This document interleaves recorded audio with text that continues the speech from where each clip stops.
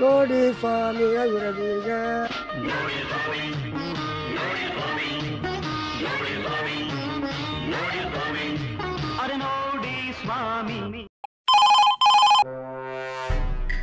ದುಡ್ಡು ಬಿಟ್ಟು ಎಲ್ಲ ಹೋದ ಗೊತ್ತಾಯ್ತಲ್ವಲ್ಲ, ಓದಕ್ಕೆ ಬರೋಕ್ಕೆ ಗೊತ್ತೇ ಇಲ್ಲ, ಏನು ಮಾಡೋದು?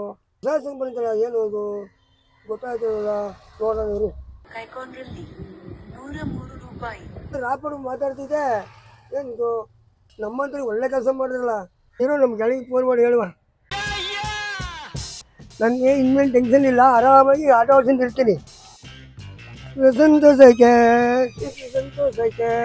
ಕನ್ನಡದಲ್ಲಿ ವಹಿಸ್ಬಿಟ್ಟಿರೋದು ಓದಕ್ಕೆ ಬರ್ದಿಲ್ದವ್ರಿಗೆ ಎಲ್ಲರಿಗೂ ಒಳ್ಳೇದಾಗುತ್ತೆ.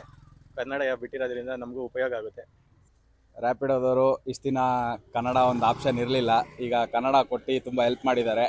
ರ್ಯಾಪಿಡೋ ಇನ್ಮೇಲೆ ನಿಮ್ಮ ಜೊತೆ ಕನ್ನಡದಲ್ಲಿ ಮಾತಾಡುತ್ತೆ. ನಮ್ಮ ಕನ್ನಡ ನಮ್ಮ ಹೆಮ್ಮೆ.